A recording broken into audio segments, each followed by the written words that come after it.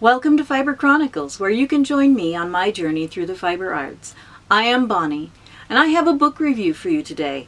Today's book is called Cast On Bind Off, 211 Ways to Begin and End Your Knitting by Cap Sees.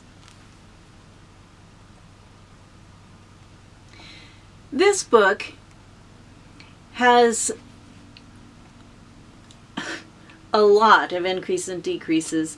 It has ideas of how to use them and where to use them and why you might want to use them. It also has some information pages or tables that are extremely helpful, and they're what I love the most about the book. It has beautiful pictures of what the increases and decreases look like when they are completed. It has drawings of how to do each step by step. When you come through on this book, there's the table of contents. It has the different types of cast-ons you might want, the different types of bind-off. So you can go, if you're looking for some type of long tail cast-on, you can go to page 18 and then look at through the pages there. They do have more than one long tail cast-on, and so that you can get an idea of what possibilities there are. If you're looking for tubular cast-ons, they do have a few of those. Provisional cast-ons, those are ones that it's really nice to have a variety of so that it matches with your specific project. They have tubular bind-offs of, I don't know how many varieties of bind-offs there are in tubular style. They have decorative bind-offs. They have ones that the chain bind-offs, and so that you can look at the different ones that look like a chain stitch when you end, which would match many of the long tail cast-ons. They do have an introduction on how to choose which bind-offs and cast-ons you want. This is chock full of information and is very easy to use. It's easy to find things. It also has a very thorough index in the back to help you find what you're looking for.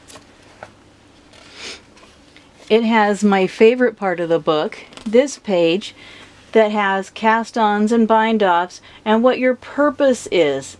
And I don't want to show this off too much because it's a book that they want to sell. So if you're looking for adding stitches mid-project, then it tells the different cast-ons that will work for that.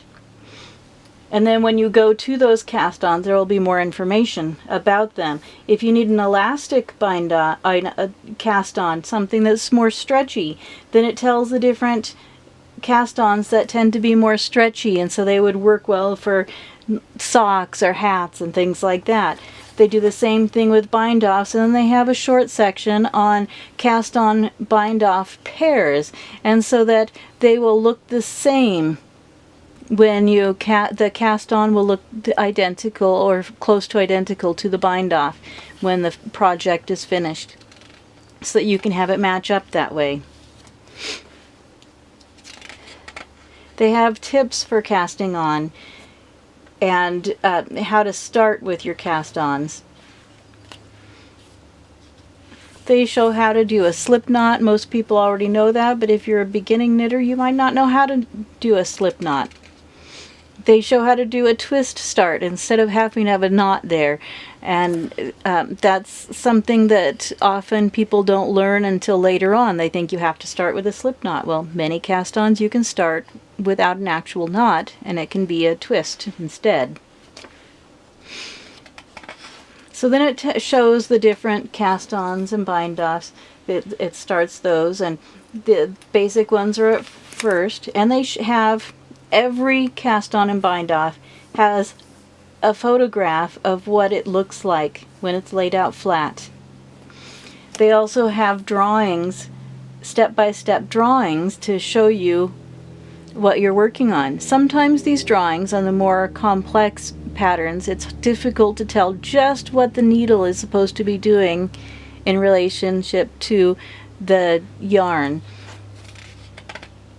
But they are there, and so that you can look them up. It talks about 2 colors and how to do 2 color cast-ons, and it has a variety of those. It has different decorative ones, so if you want a cast-on that has some frills, here you go. It's a frilled cast-on, and it shows it in different lengths and with different varieties. Tubular cast-ons, a whole section of them, and how to use them. The explanations are often very good, like the provisional cast-on. It isn't just a short little quick paragraph. It has more talking about it, and so that you can make your decisions better and know what it is you need. It has the circular cast-on, so that you can cast on in the middle and then move out.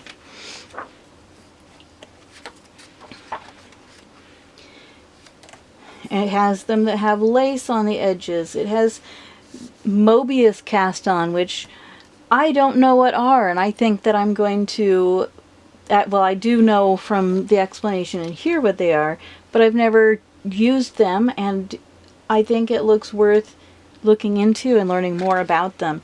They apparently, your cast-on edge is here, but as you go, you're making this section before you get up to the upper parts.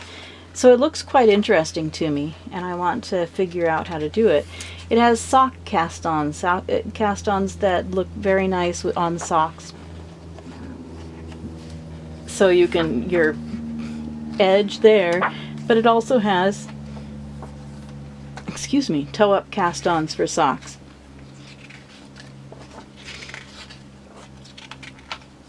And different ways to do that, and how they look. You know, that's nice, how it's showing what they're going to look like on the toe. I have definitely used that for certain things. Bind-offs.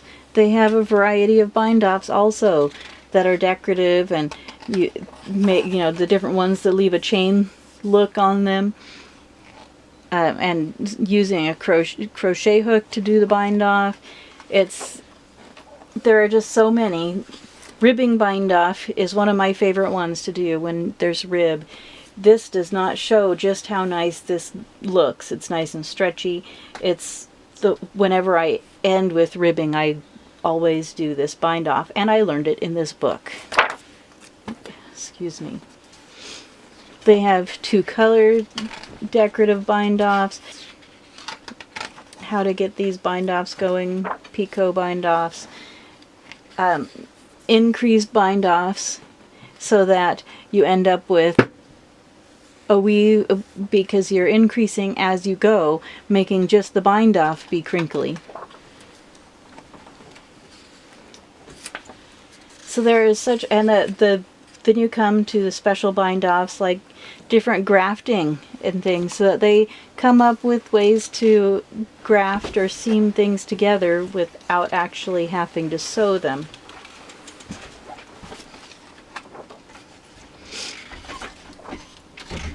And they have then they have sewn bind-offs, how to do it with a needle to sew them. Kirchner stitch. Tubular bind-offs. There are just so many. This is such a wonderful book. I really like it. The main difficulty I have with it is the fact that some of those pictures that they have, the drawings, are not as easy to follow as would be nice.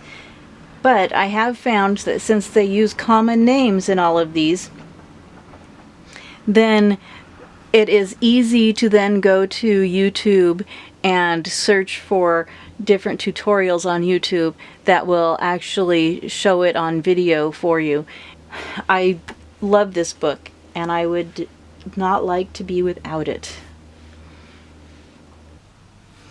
I hope you enjoyed this book review on Cast On Bind Off 211 Ways to Begin and End Your Knitting by Cap Sees. Thank you for joining me on my journey through the fiber arts. You can find me on Facebook and Ravelry as Fiber Chronicles. See you next time. Bye.